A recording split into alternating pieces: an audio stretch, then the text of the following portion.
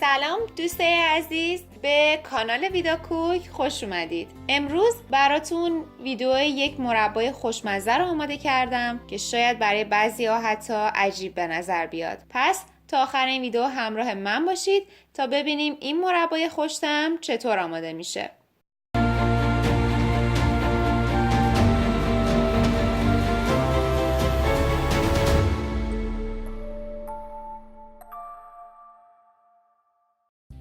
برای شروع 2 پیمانه توت فرنگی تازه و رسیده رو خوب شستم و اونها رو به قطعات کوچکتر خرد میکنم.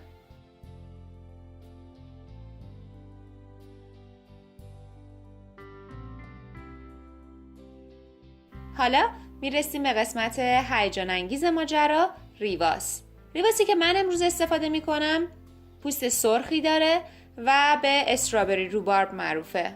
ریواس سرشار از ویتامین C، پتاسیم و فیبر که برای پوست و معده بسیار مفید و خاصیت ضد التهابی داره.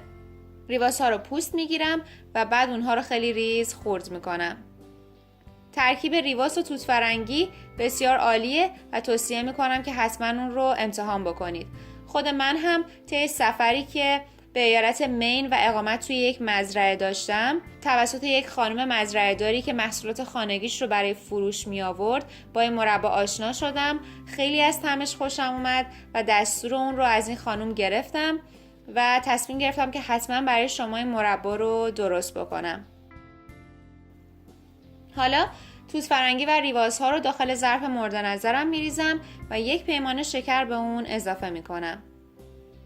ظرفم رو روی حرارت متوسط رو به بالا میذارم و صبر میکنم که شکر کاملا حل بشه.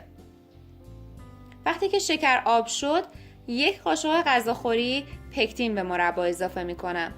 پکتین یه ژلاتین گیاهیه که باعث میشه مربا زودتر قوام بیاد و حالت ژله‌ای یا همون مارمالادی پیدا بکنه. برخی از میوه ها و سبزیجات منبع خوبی از پکتین هستن، به خصوص سیب که من طرز تهیه پکتین خونگی رو هم در یک ویدیو جداگانه حتما آموزش میدم.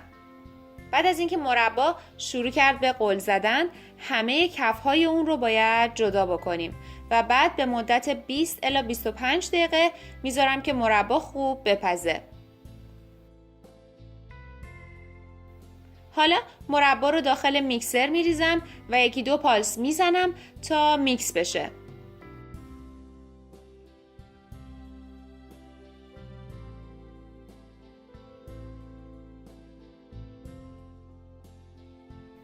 دوباره مربا رو داخل ظرف برمیگردونم، حرارت رو کم میکنم و 1 قاشق غذاخوری آبلیموی تازه به مربا اضافه میکنم. به مدت 8 الی 10 دقیقه میذارم که مربا دوباره کمی غل بزنه تا قوام پیدا بکنه و غلظتش به همین شکلی که در تصویر میبینید باشه. خیلی هم نذارید که مرباتون سفت بشه، به خاطر اینکه و اگر پکتین اضافه بکنین بعد از اینکه مربا سرد بشه کمی قوام پیدا میکنه و حالت سفتری پیدا میکنه. به همین سادگی یک مربای خوشمزه و خوشرنگ آماده سروه.